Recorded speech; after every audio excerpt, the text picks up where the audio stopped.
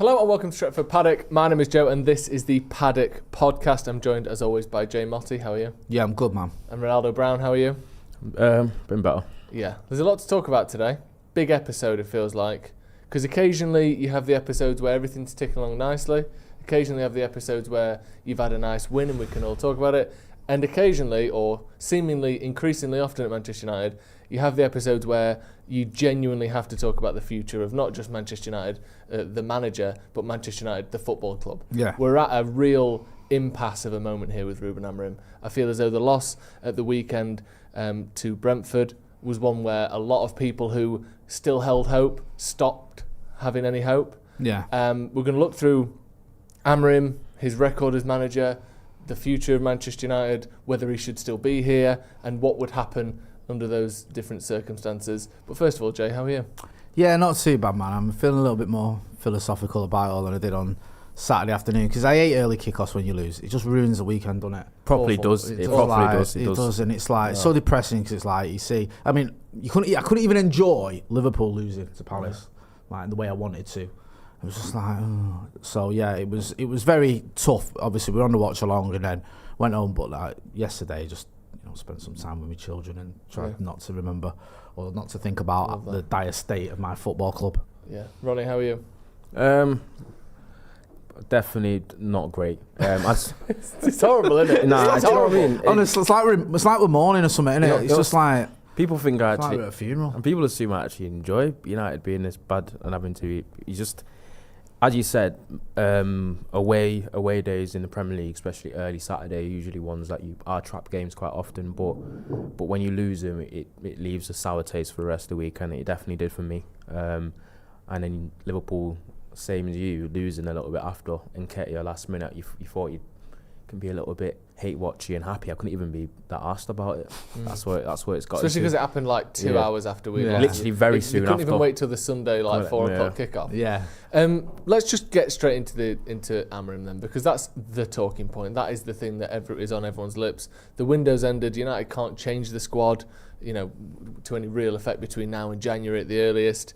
The only thing that we can do feasibly to make a drastic change is to get a new manager. That's the way football clubs work. That's just how it is. I want to look at a few sort of stats and details to kind of build the foundation of where we are up to with Ruben Amorim as manager currently. So in terms of overall records and stats, in the Premier League, we've played 33 games. We have won 9 of those games. We have drawn 7. We have lost 17. A win percentage of 27.3%. The Europa League is a sort of almost anomalous kind of happy place for us. We played 11 games, won 8 of those, drawn 2, lost 1, a win rate of 72.73%, so essentially 73%, which is world class. But again, in a sort of second tier European competition. That's weakened even more. Doesn't have Champions League teams drop into it absolutely. anymore. Yeah, in the FA Cup, it is played 3, won 1, drawn 2.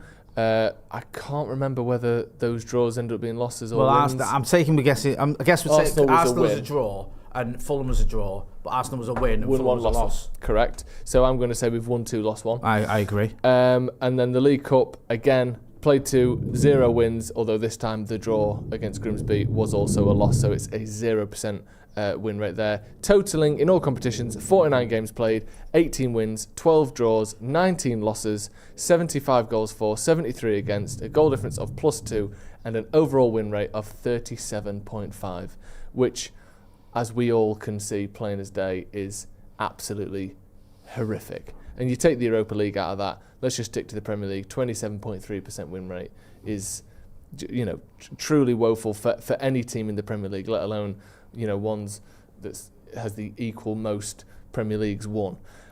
Just a little bit on managers against the other top 6 managers.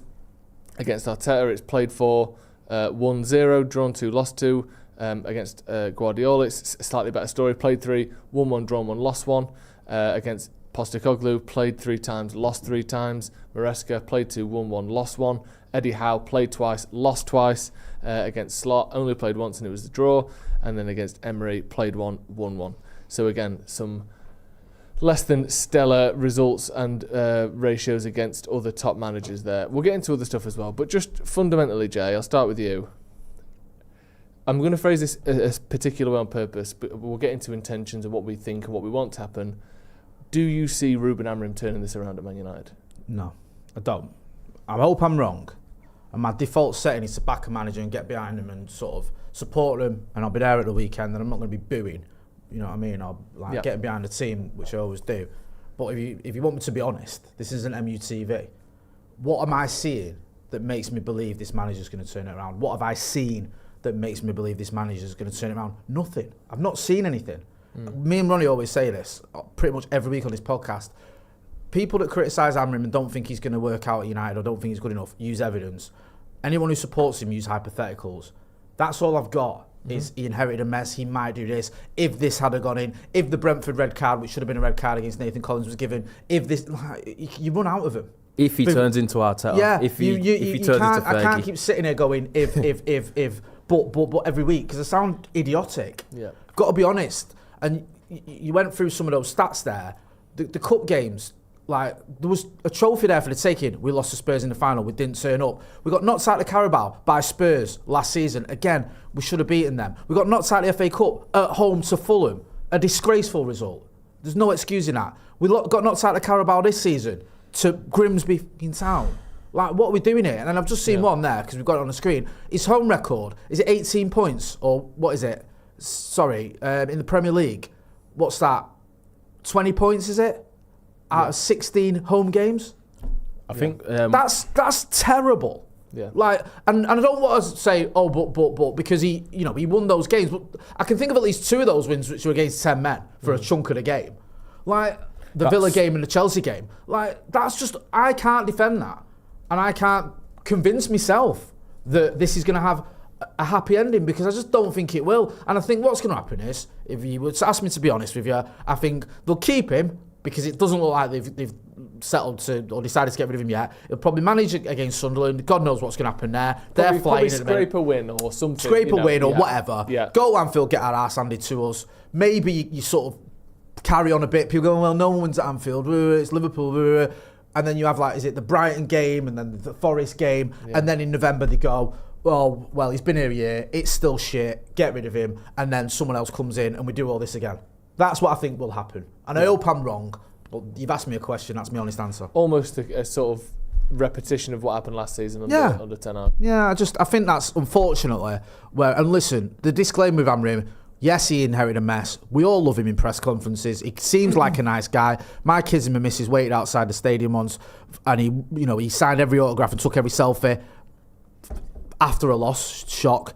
For hours, like he gets it and all the rest of it, but is he good enough as a manager of Manchester United? Well, if he is, he ain't showing it. Yeah. You know, it's always peak when you've got to say he's a good lad. I know. I do everyone's head when I say that. He's a good lad, but sorry, it's right. never, because even when some of the stats and the metrics you put up there, and then you look into it even further, of the 9 Premier League wins that Amorim does have, apparently 4 of those came against newly promoted sides.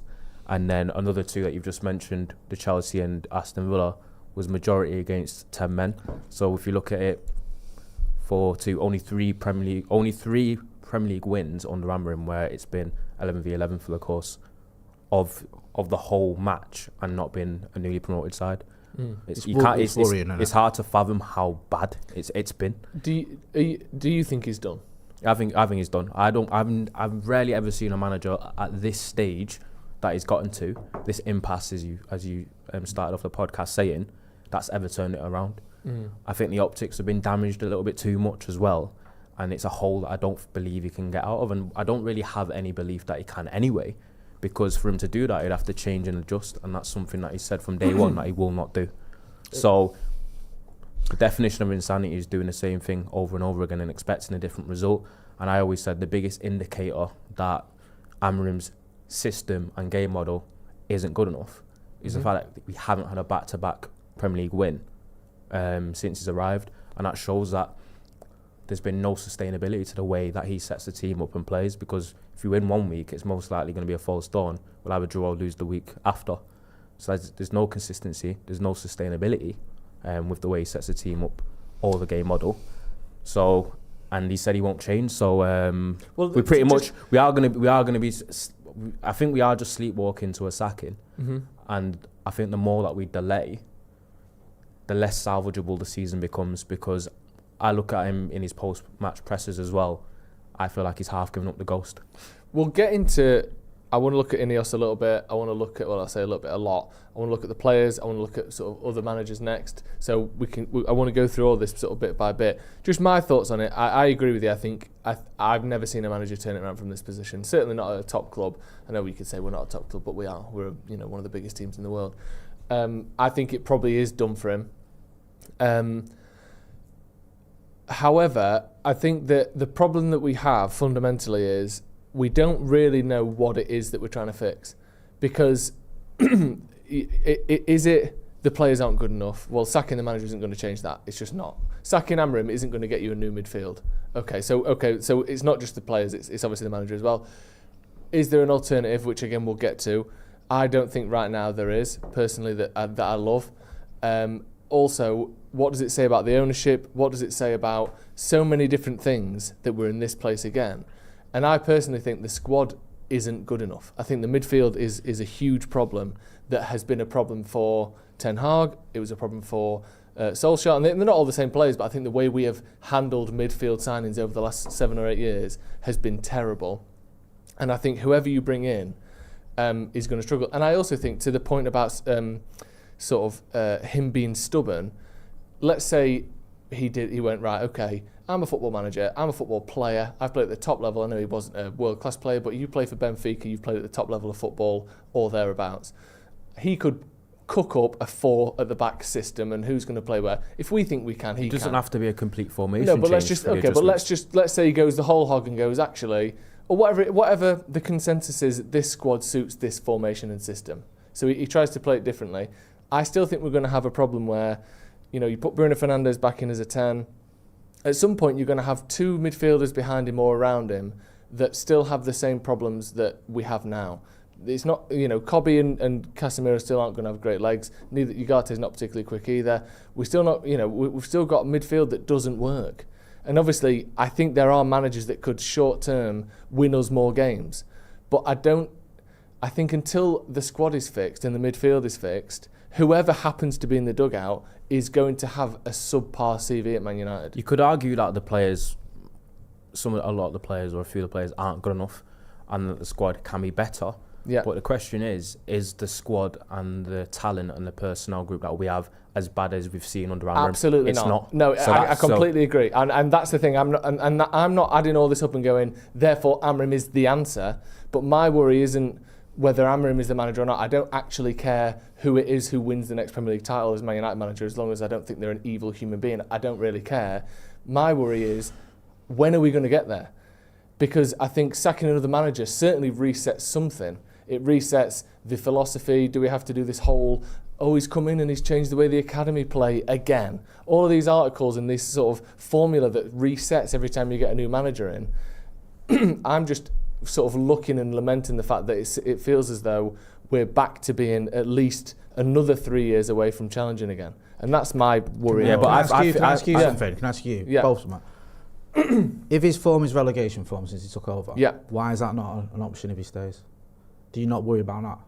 Yeah, of course. Because the evidence is, if he carried no, he's spitting facts. I'm not going to lie to you. It's relegation form since he took over, and we're all sitting here well, I know you're not, but why?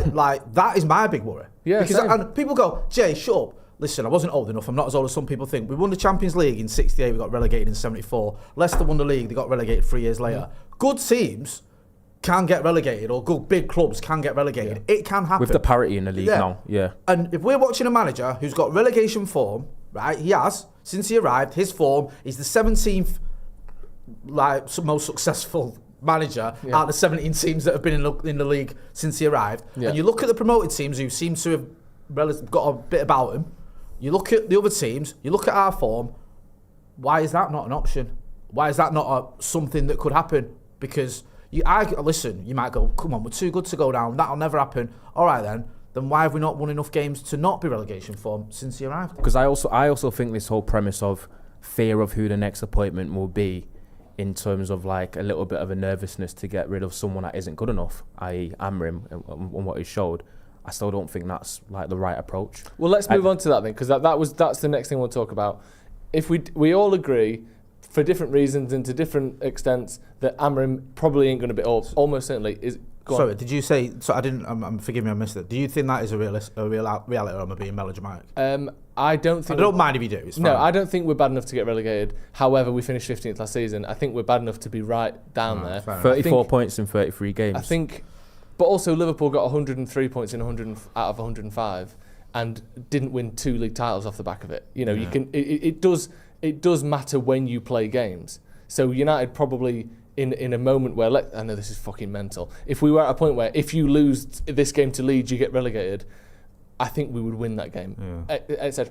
I think we could get relegated though. Yeah. I'm not trying to be a no, I don't think overly negative for the sake of it. I'm just looking at some evidence for once. Look at the topic of conversation that we're on right now. Horrific. And we're debating whether this manager is good enough to be. No, exactly. You know what I mean? It's actually insane. So let's move on to that, because we all agree that we don't think he is going to be here. No, we all agree. Unfortunately, not. By the end of this season, I don't think any of us here think Amorim's going to be a United manager. So the next step is for whoever is making these decisions, who is going to be. So as far as I see it, there's a few options. Obviously, one of them is Amorim, but we've kind of discounted that over the last 15 minutes.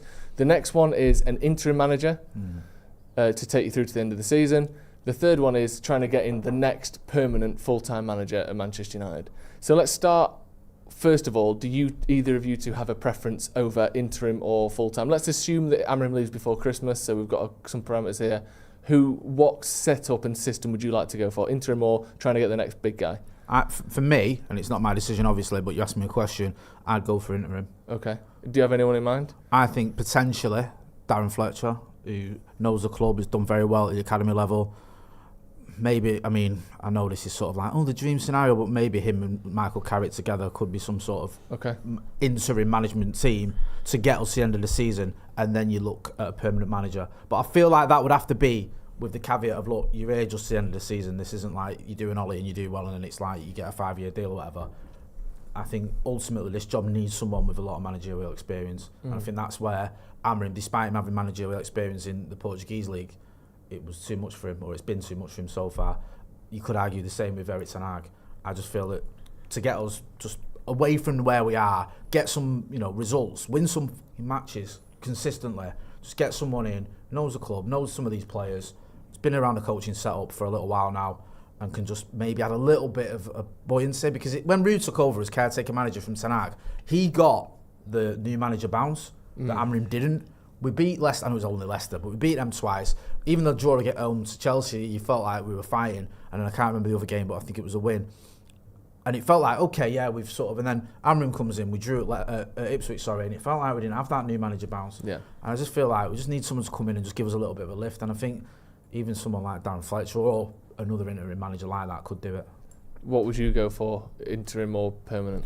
If the full-time permanent manager that you'd want in is attainable, well, let's go down that route then. I'd go for that instead of who would that be instead of an interim. And this is something that I've been thinking about, which is why I was going to go on to say that there's a little bit of agreement that I have, in the sense of there doesn't seem to be a clear, obvious option, because it feels like United have either exhausted those options, or the best managers in the world are now having success at clubs where they probably aren't attainable.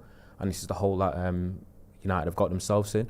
But if there was someone that was available full-time that Ineos believe in, not that I've got that much confidence after the Amorim selection and how it's gone anyway, I'd go for that rather than the interim idea, especially when you sometimes...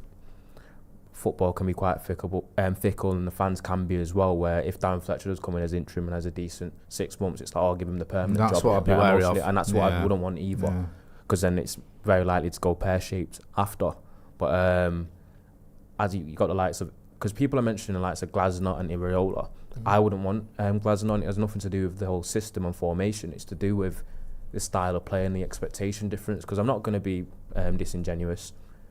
There is a massive difference from managing United than nearly every club in the world, especially when you're managing a Palace like Glasner is, or you're managing Iraola like Bournemouth, where you can almost ride that underdog mentality, have a different way of playing where you're not always controlling games, and it's about whether it scales up to top teams and winning things. So it comes to a situation where United obviously did it with Mourinho, but I think the next appointment might have to be, rather than it being someone a little bit hipster, it has to be someone that's like a natural born winner or has a philosophy and a style that scales up to the top sides and the top teams. And that's why, as bad as Amorim is, and he's put us in this situation now where we have to look at the next guy. There isn't an obvious one. And with each appointment that comes, it's become more and more important, and the scrutiny on it's become even larger. But what I don't want is the standards to drop at the same time, because with Amorim, we worrying about who we're going to appoint after him. I feel like it's hard for the next manager to be worse, if I'm honest. I agree. I think it would be hard for the next manager to have a worse than 27% win rate. Because if the next manager's worse, then we're in the Championship, aren't we? Yeah. Basically. Yeah, we are. Yeah. But There's a good chance if the next manager's the same at this rate, we could be in the Championship. But the problem that we have is that is where my concerns start to come in, is there's a massive gap between better than now and will keep their job longer than 2 years. Solskjaer, Ten Hag, I'll go through the whole list. Everyone that's managed Man United in the last 10 years has had a much better win rate, has never even flirted with relegation, never even finished bottom half. But we're all deemed, for one reason or another, not the guy to take us to the next level. So we can go back to that. I think we could probably find 2-3 dozen managers in European football that could keep us in the Premier League. You know, that's such a basic sort of starting point. But we want to be ready to, you know, so Ineos have spent 250 million or thereabouts so far, I think, somewhere in that ballpark, is that right? Something like that. Yeah. By the time they've spent, let's say, 500-600 million, they want that to be one cohesive squad that can start challenging for big titles, because otherwise some of the players you bought at the start are now leaving and you're kind of replacing. You know, if they have bought well in the transfer market, you want to be challenging for stuff in the next 2-3 seasons. I think there's a lot more now, actually. Are you against the idea of, like, sometimes people talk about the concept of a bridge manager? So a manager that comes in for 3 or 4 years, gets United around 3rd and 4th consistently, borderline challenging like for the an Eddie title. Howe potentially at Newcastle. For a title, and then if United are in a situation where they're trying to get over the line now, similar to what the situation Arteta's in, where people talk about his job security and he's not winning things, but he's constantly got Arsenal now challenging for the Premier League title, even challenging in the Champions League now, and they still talk about whether they'll move on to the next guy. Sometimes it can be a manager that is a bit of a bridge. I think Brendan Rodgers was a bit like that at Liverpool. He made them believe in winning the league, and then obviously Klopp had to come in and kind of do the last bit. Then you feel like if that manager's then exhausted the ceiling, and and then you need a gaffer to actually take you over the top to be title winners. Fair enough. So obviously, to answer that question, I would take that from where we are now. Yeah, I would. But the reason why I feel like you're not getting what I'm saying. It's more like is that a necessity? It's about whether, like, if you'd be okay accepting that, in a sense of, because there's this notion that United fans want the next, every time you appoint someone, they want it to be the gaffer that's here for 10, 15, 20 years, like Fergie was, and to almost be like this cult iconic figure for the next couple of decades. That's not really what happens now in modern football. So it's more like, I don't know if United, because of the fact that we had Fergie, I don't know if United fans are kind of like that open to that prospect of a manager coming in, getting us on the right track, getting us challenging again. But then if we need someone 3-4 years to get us to actually win the title by then when we're up there, moving on from him. But I think that's appealing for a couple of reasons. One, because it leaves a gap in your mind, or in our minds, for this theoretical manager that will be ready in 4 years' time. So it kind of pushes the actual big decision down the road a bit, which is nice, because then it gives you a bit more time, you can analyse the market. But in the meantime, getting that manager to get us back to second, I think that's almost as hard and basically the same job as getting the one that could win the league for us. I think, you know, going from where we are now to 80-plus point seasons is such a monumental jump that I don't actually think it makes the current prospect of signing a new manager that much easier. So whilst, I would take that. I'm open to that idea. I still think you have to find a fucking world-class manager just to do that. I don't think you go into it thinking this will be a bridge. No, of course. But almost like being open to it. But like if he just comes in and flies, and then basically skyrockets United to the title in 3 or 4 years, and then he does stay for 10 years, happy days. Yeah. But because, for example, like you think about the likes of Pellegrini wins a title at City, but then the opening for Pep comes and he take that option, and then sometimes the ceilings are different. But when you come back to the whole Amorim situation and his job security, but then aligning it to the nervousness about then the importance of who you actually appoint after that. I still think the bullet, Ineos have to bite the bullet, because I think the longer you push it down the line, the worse things can get. So on that then, let's start talking some names of longer term people, because I know you're obviously saying an interim to the end of the season. Ronnie, you like the idea of a permanent, but you're not a huge fan of the market.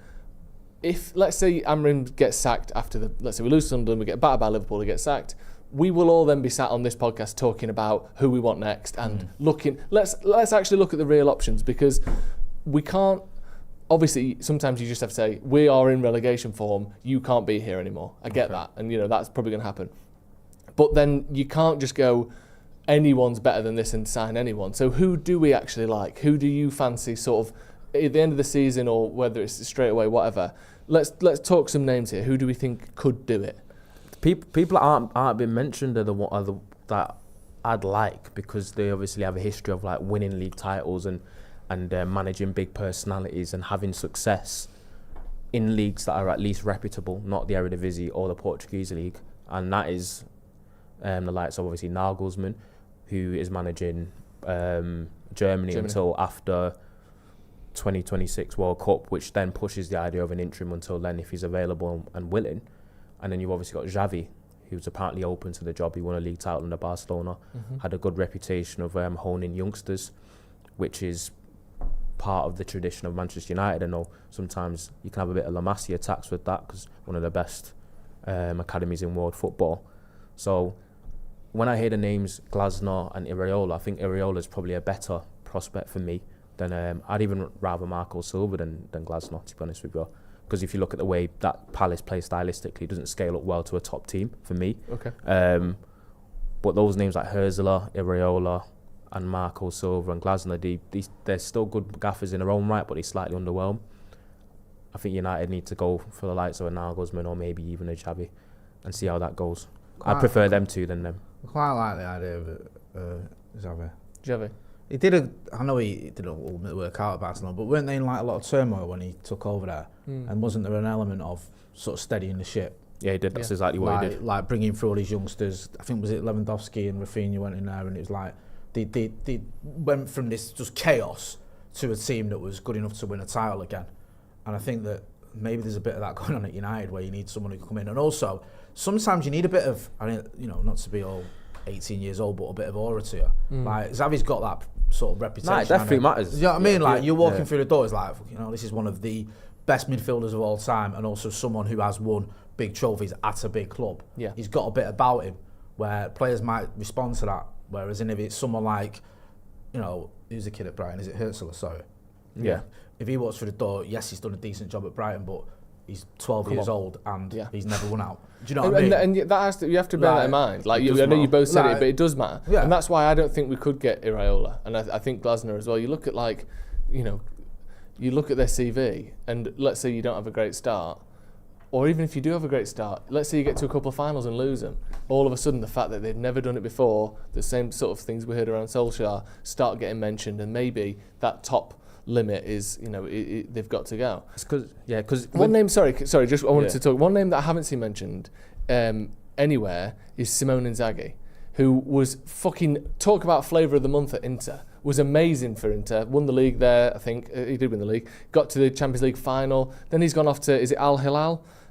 He's gone off to the Saudi league anyway. It is Al Hilal. Did he manage them to 2 Champions League finals? Was it different?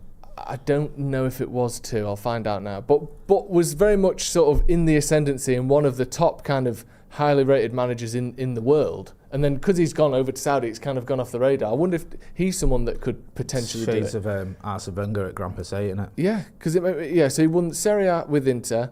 And he got to 2 Champions League finals. That is amazing. That is absolutely amazing. And I've not seen anyone mention his name. Because he's gone to Saudi. Yeah. People see it as a bit of a... Is that question his character? Retirement kind of mode, but... He's only 49. Yeah. But it's like what Wenger did. Wenger went to Japan after, was it Monaco? And then it was like, forget him. He's gone to a league that no one cares about kind of thing. Where was Ange managing before Celtic? It was somewhere. Is he not the Australian national manager? Somewhere out I'll find out for you now if I'm allowed to use the. Somewhere. Oh yeah, So what are the comments saying by the way about? You've got loads of comments. I want to get into the comments in just a second. Because what I was going to say with the Areola one is when you look at them, because for me I think Glasner suits the Serie A Italian league in terms of his setup. Obviously 18 games unbeaten with Palace. That's amazing. You can't have trophies along the way. That's although unbelievable. The charity shield's not really a trophy. But when I look at Areola as well, you still probably prefer out of that like non-big grouping is obviously you managed Rayo Vallecano, which was a team that were notorious for being underdogs that kind of always bit the big teams in the Liga. So it's just a complete change. He's got Bournemouth, who's from a similar mould, and always made him competitive and much better, and one of the top teams in the league probably around now, probably fighting for Europe almost. It's just that question of when they make that step up to expectation of Manchester United. I feel like I can't even say expectation because I feel like a lot of the expectations of people have dwindled when it comes to United, but it's just about whether they can make that step up because it's just completely different and it seems to have swallowed a lot of managers. Yeah. But so that's why I'm looking towards more those type of established names that have managed bigger sides. To answer your question before he was at Celtic, and Postecoglou managed Yokohama F Marinos in Japan. Right, okay. We've got loads of super chats, so I'm going to get into these. I want to get back to managers and sort of how all this reflects on Ineos as well, because that's another question we need to answer. Lou Macari's Chippy says, that loss hit hard. The performance, a sly kick in the goalies. No fight, no pride, no team. Cantona will save the world, said Cantona for next manager. Surprising, given the name. Yeah. Why not? Best pressers ever. They would be fantastic when they imagine the press conferences. And 1 or 8 players will get battered after games. He could be player manager. Yeah, fantastic. Martin Herold says, if this is a rebuild, then why play Maguire and Shaw? Cyrus says, we all know Rangnick's situation that season and where the players were, but he still managed to perform 50% higher on points per game in the Premier League. Akash K, what makes my brain curl up is that Dan Ashworth had his reservations on this appointment and has been proven right about it, but yet lost his job. My only response to that would be, you don't know that the person he had in mind instead was any better. Yes, just because you don't make a bad decision doesn't mean you were going to make a good one. Right, okay.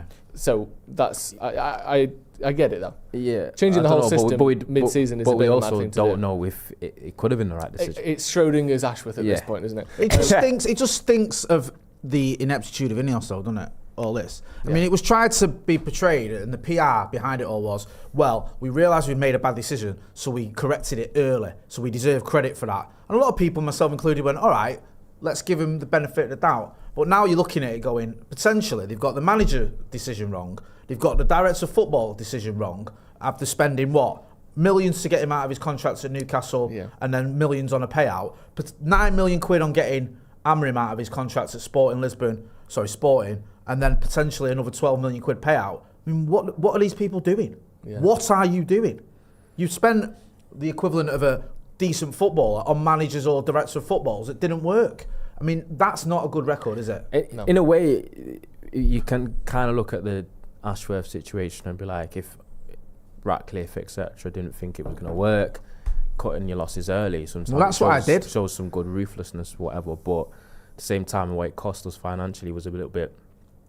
And then it does. That's why I want to tell all interview at some point. Probably can't. You reckon there's an NDA involved? Yeah, massively.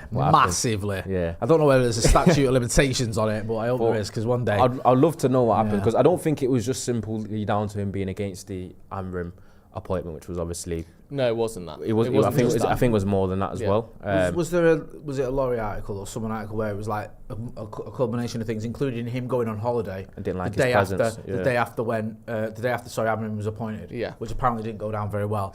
Yeah, there's a host of things. Yeah. One of which was not loving the idea of changing the entire system for a new manager mid-season. We've got loads more super chats. I'm going to get into some of these and then I want to talk more about Ineos.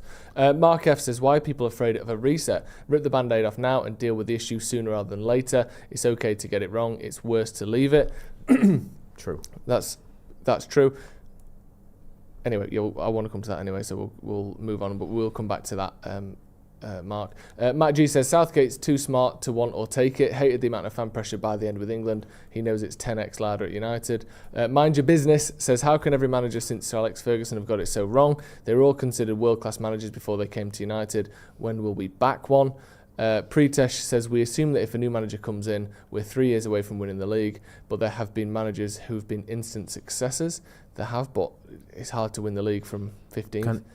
You know that whole when are we going to back a manager thing? Mm-hmm. Backing a manager isn't just about blind faith, though. You have to actually see something tangible to back. Mm-hmm. It goes back to the point that Jay made about the all the support and clamouring and defence of Amorim's about just maybe, if, maybe, let's wait, hypotheticals, if, buts and maybes, whereas what we're actually seeing, what are we seeing to back? We've read out the stats, read out the wins and losses, we've seen how the teams perform for his whole tenure.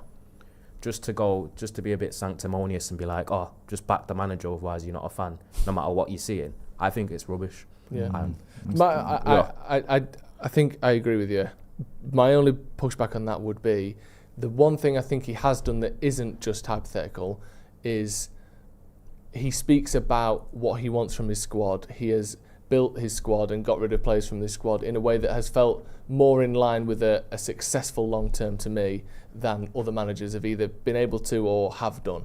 I think the way he's cleared out players, the way that he talks about what it means to play for Man United and the fact that the players, you know, the work rate comes first and this, that and the other. Obviously, that's not enough to keep your job. We can all sit here and do that. But I think that's the one thing where I think, are we overall building towards a more healthy Manchester United? It feels like it, but then you've got this absolute lead weight behind you, which is, 9 wins in 33 games. You can't, it's too much to overcome, I think. Jamie Lomas says, it's beyond belief that United haven't won back-to-back games in a year. Amorim has been a disaster, cut losses now, but there's still a chance of recovering a respectable finish. Peter Kelly says, has Amorim left us in a better position for the next manager coming in than Ten Hag left Amorim to come into? Probably not. Chris Power says, are we concerned that sacking him perpetuates the pattern that has seen us flirt with relegation? I'm very worried about the pattern of the last 10 years. Yeah, as am I. Saturn says, last summer I said bring in Flick, but everyone laughed. Now I go for Sebastian Hoeneß. Stuttgart manager, plays very dominant even against Bayern. And Andre Barbosa, who's been a member for 58 months, thank you, says, so do we just get shit managers? Doubt it. Changing the manager won't change anything. We'll be here again in 2 or 3 years with the new guy. Why not stick? Let's just stick and get relegated then. One thing that repeats in these comments, one thing that has come up a number of times,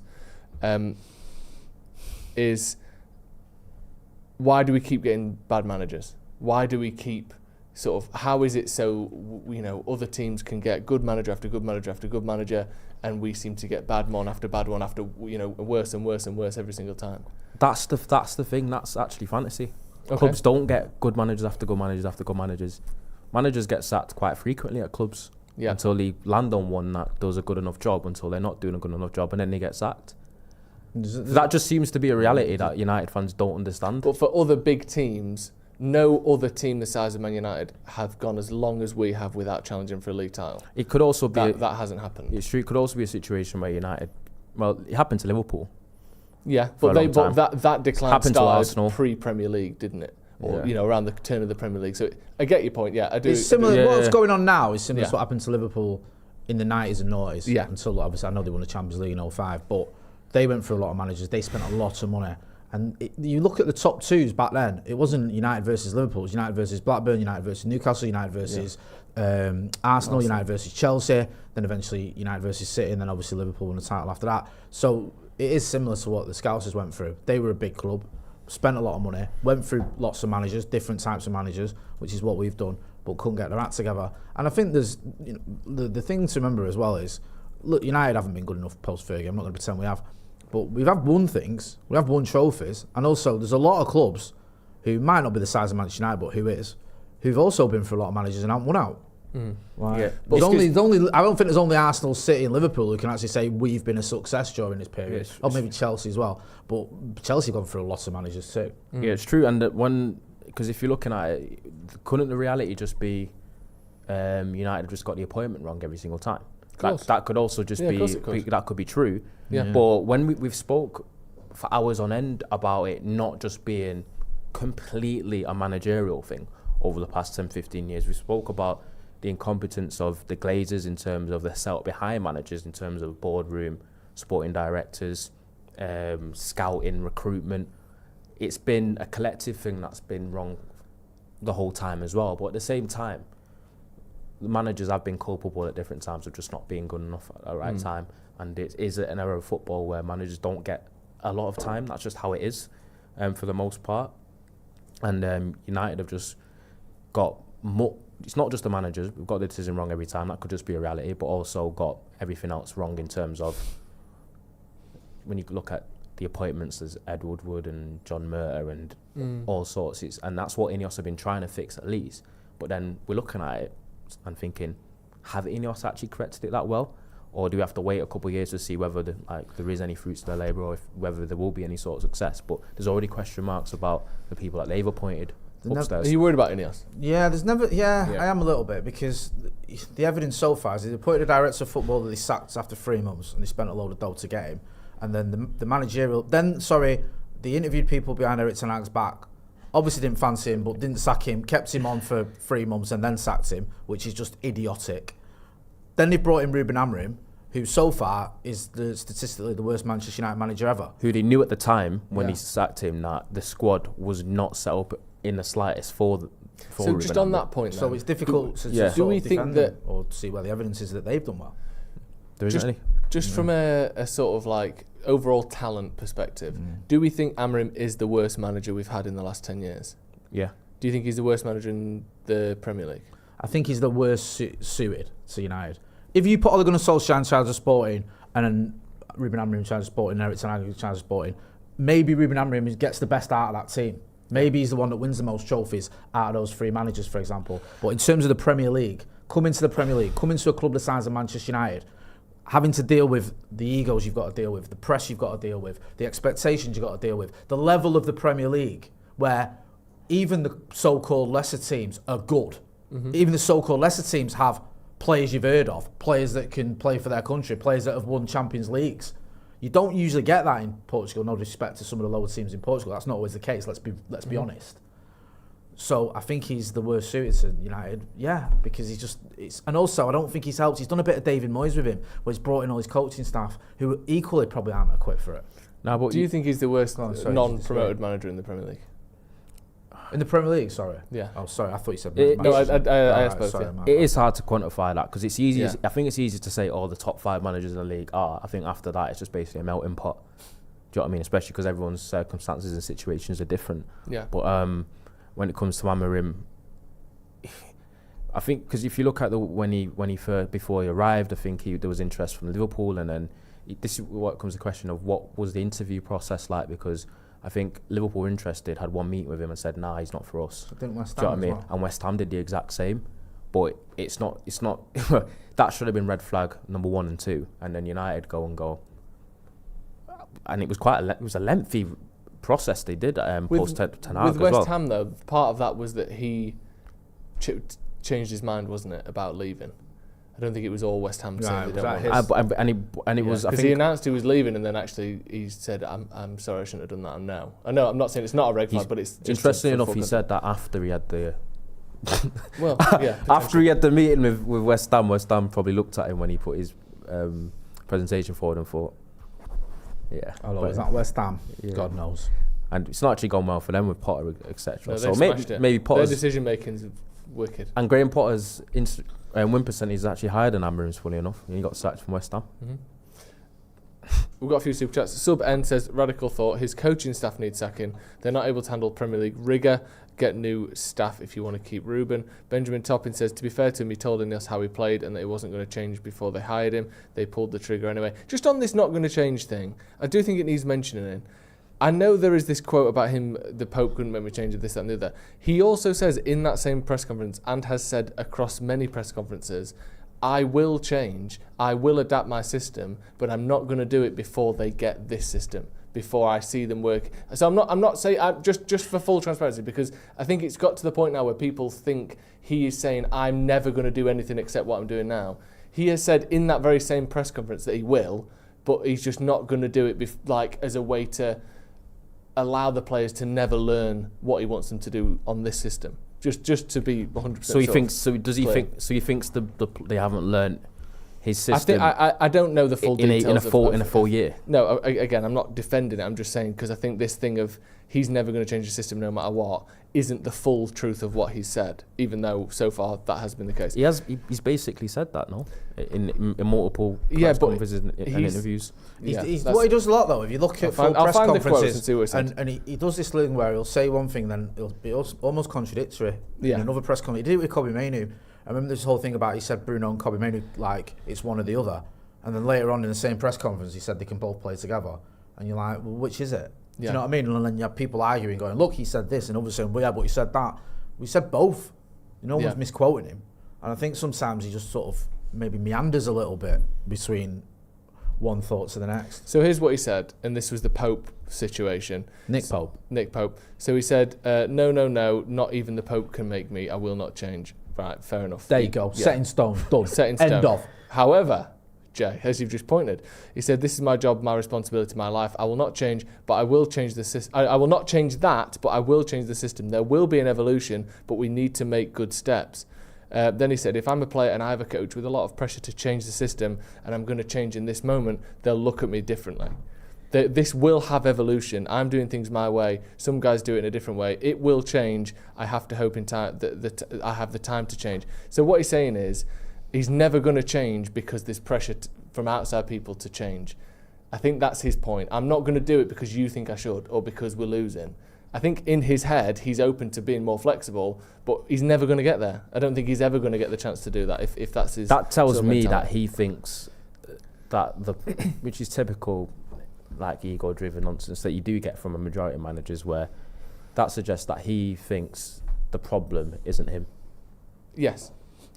So basically, that tells me he thinks it's just the players not getting what he wants them to do. I think it is telling you that, yeah. Which is, funnily enough, it's ironic because it means that you're not good enough at coaching them.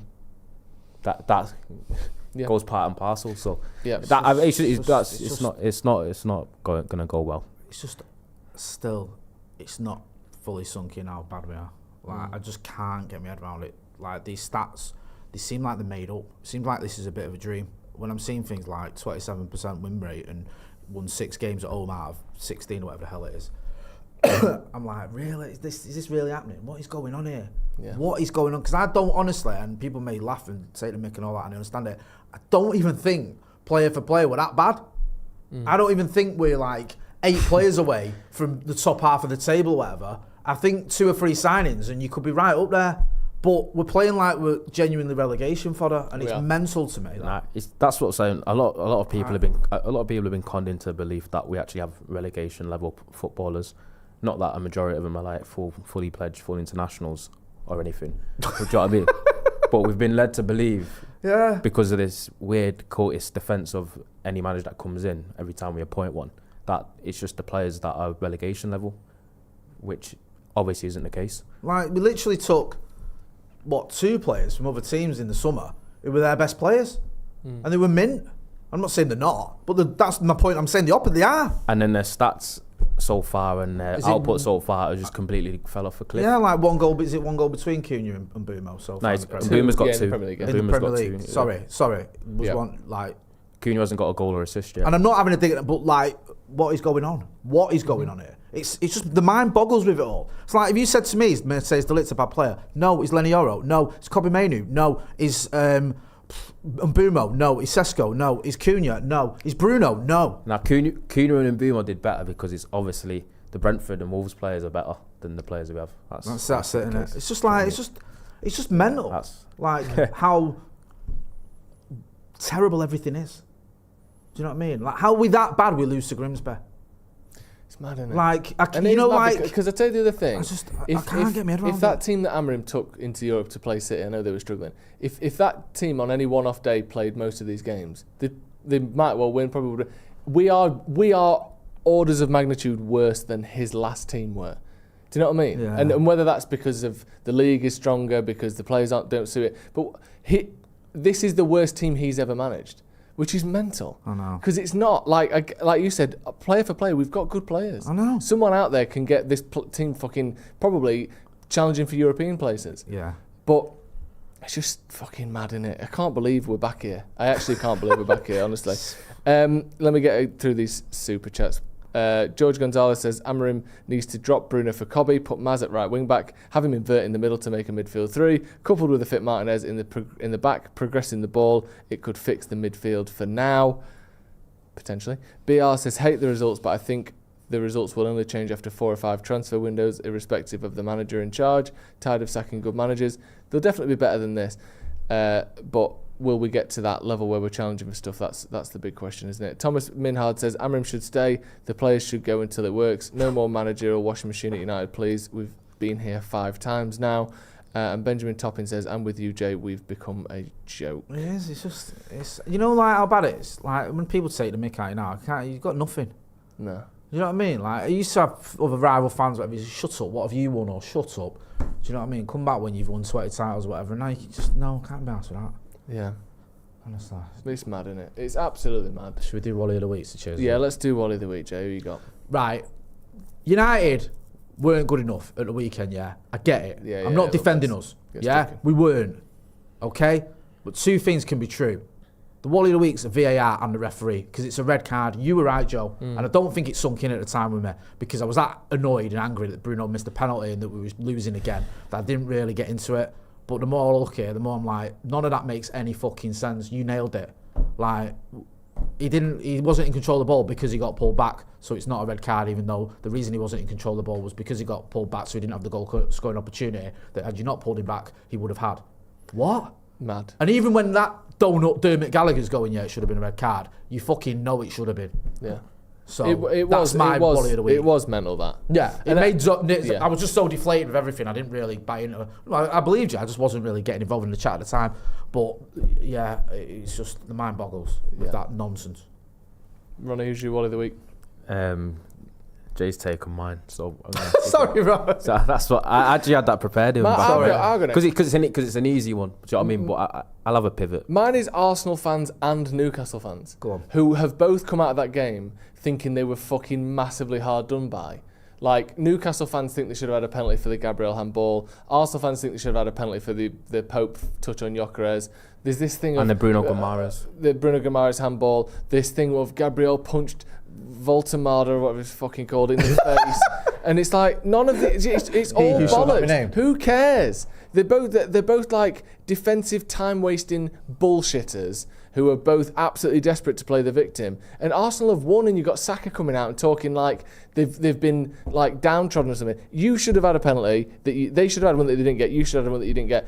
You won the game. Shut up. How have they created this team that is so desperate for everyone to hate them all the time? Yeah. That comes from the manager. And you think, I'm here wanting fucking... This is how shit our lives are, that you want Arsenal to win games to stop Liverpool winning the league. Yeah. So I'm almost half rooting for Arsenal. And then they come afterwards and like, they're so hard to root for, so shit. You can't even enjoy a massive win at St James's. I was laughing when that penalty against Gyökeres wasn't given. I just thought it was funny. And then I'm losing heads, and then I'm thinking... Crap, no, I want these to win. Yeah, I know. And also, here's the other thing. I almost forgot. Touches the ball, so it probably ain't a penalty. The ball comes off Gabriel's shin, so it probably isn't a penalty. Yeah. I think they actually got him right. Yeah. I think the Bruno Guimaraes one's the worst one of the 3, because his arm's out and it doesn't hit anything else. I just think like, oh, everything's terrible. We've got so many decisions against us. Fuck off. Enjoy winning the game. Yeah, I agree. Ronnie. Arsenal fans are just perpetual victims. God, it's so ridiculous. But I'll go Ineos.